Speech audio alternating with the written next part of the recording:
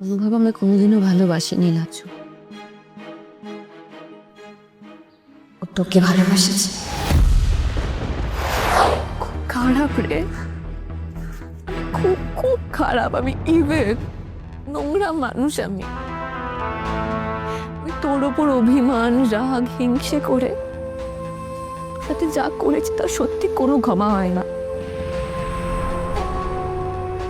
পৃথিবীতে যত রকম খারাপ কথা বলা যায় না, আমাকে বলা উচিত, কি বলা হয়েছে, মানে ডিজার্ভ ইট।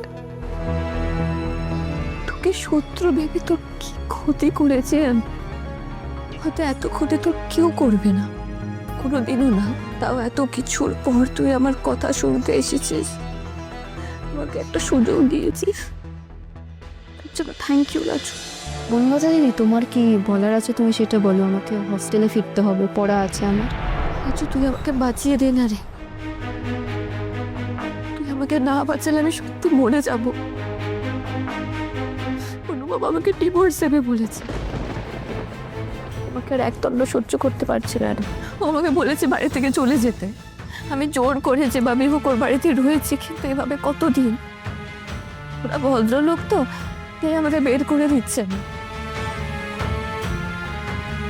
বাড়ির সকলে আমার থেকে মুখ ফিরিয়ে নিয়েছে, কেউ আমার সাথে কথা পর্যন্ত বলে না। ও ও আবার আগের মতন আমার সাথে ঘরে না থেকে গেস্ট রুমে থাকছে। ও ইভেন লয়ারের সাথে কথাও বলে নিয়েছে ডিভোর্সের জন্য। দেখ, তুইও একটা মেয়ে, আমিও একটা মেয়ে লাজু। তুই তো বুঝবি, একটা মেয়ে যখন কাউকে ভালোবাসে, একটা পুরুষকে ভালোবাসা কি, তুই তো বুঝবি। আচ্ছা, তোর সাথে আমার এই শত্রুতার কারণটা কি বলতো?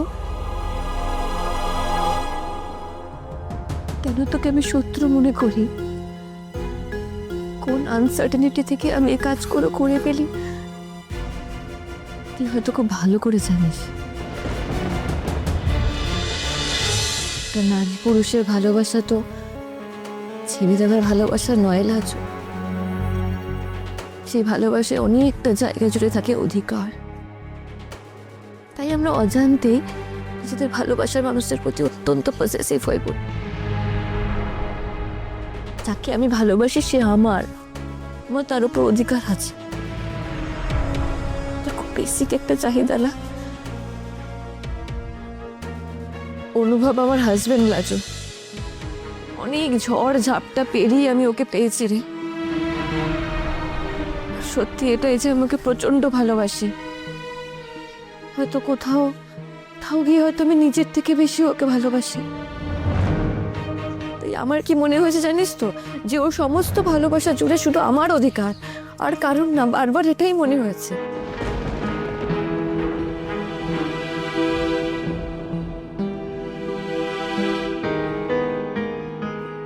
আমি ফিল করেছি, অনুভব আমি কোনোদিনও ভালোবাসিনি লাচু। ও তোকে ভালোবাসেছে।